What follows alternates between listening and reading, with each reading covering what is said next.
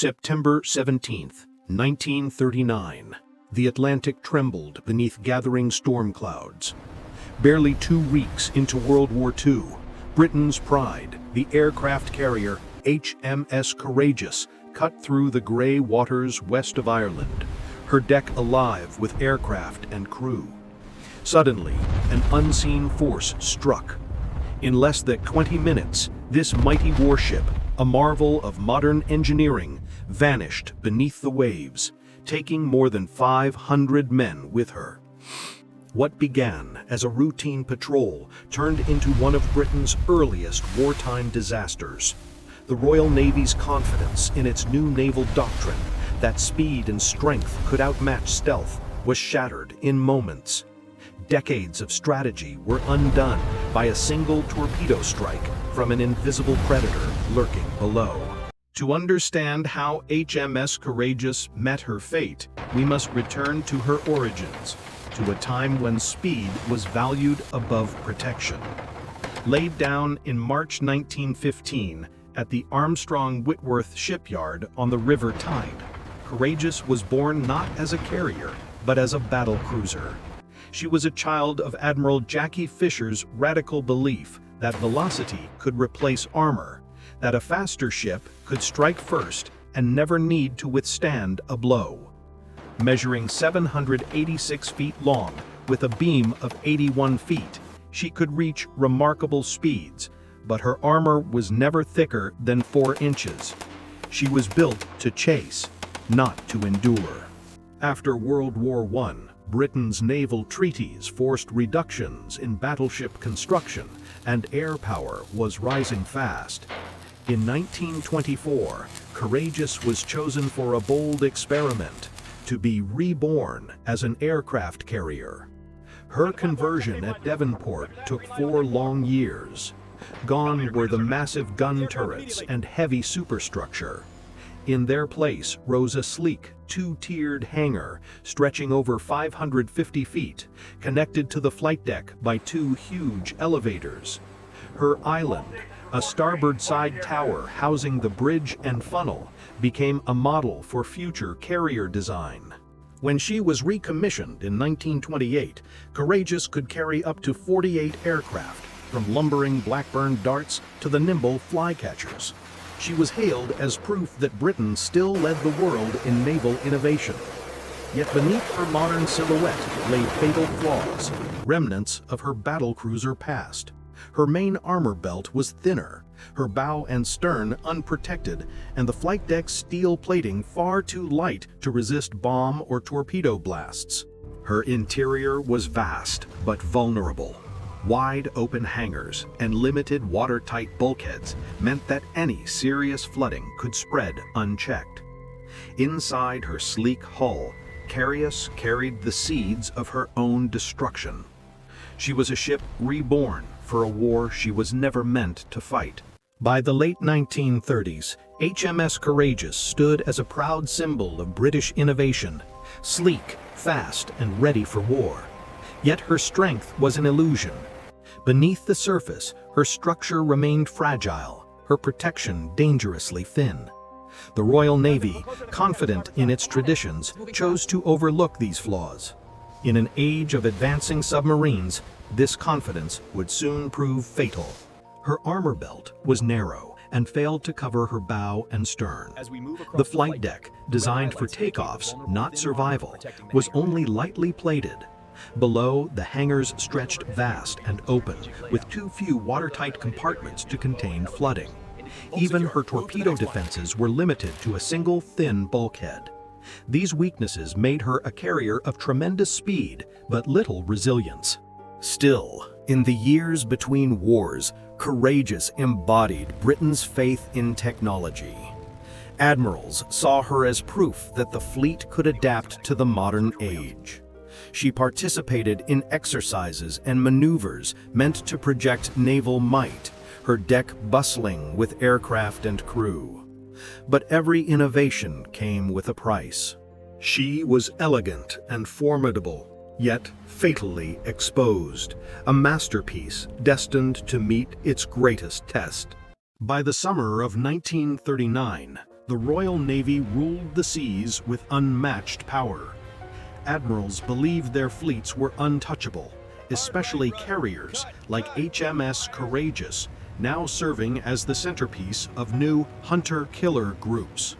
Her mission: to track and destroy U-boats before they could threaten Allied convoys. Confidence ran high, and few imagined that a single submarine could ever bring down such a ship. Day after day, Courageous patrolled the western approaches, her swordfish aircraft lifting off in steady cycles. Crews scanned the gray horizon for the telltale shimmer of a periscope or the white wake of a torpedo. Her escorts, destroyers Ivanhoe and Impulsive, circled close, their sonar operators straining to detect any movement beneath the waves. To the men aboard, this was routine, the calm before a storm they couldn't yet see. Naval doctrine demanded aggression. Carriers were to hunt, not hide. The Courageous was the embodiment of that faith, a floating fortress of speed and air power, daring the enemy to strike first. Yet unseen beneath the waves, the hunters were becoming the hunted. The sea, quiet and vast, held its breath. The moment of reckoning was approaching. At 7:50 p.m. on September 17, 1939, HMS Courageous turned into the wind to recover her swordfish aircraft, unaware that death was stalking her just below the waves. Beneath the cold Atlantic, the German submarine U-29, commanded by Kapitanle Otto Schuhart, had been shadowing the carrier for more than 2 hours. Now, with the ship broadside to his sights and dusk closing in, Schuhart gave the order. 3 torpedoes sped from their tubes in rapid succession. 2 of them hit home. The first ripped through the hull near the island superstructure. The second detonated deep inside her engineering spaces. In an instant, the carrier's lights went dark. The roar of machinery fell silent. On deck, confusion turned to chaos. The ship began to list heavily to port as seawater poured through ruptured compartments. Captain McKay Jones and his officers fought to save their ship. Men rushed to lifeboats and damage control stations, some trying desperately to launch aircraft that could never take off. In the hangars below, darkness and rising water trapped dozens. There was no power for pumps, no communication between decks, only shouted orders and the groan of twisting metal. Within minutes, Courageous was doomed.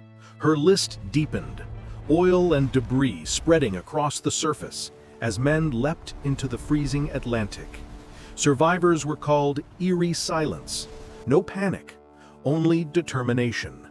19 minutes after the first strike, the mighty carrier rolled onto her side and slipped beneath the waves, leaving only burning oil and floating wreckage. The hunters had become the hunted. The Atlantic claimed her in less than 20 minutes, a brutal reminder that in modern war, even giants could fall unseen.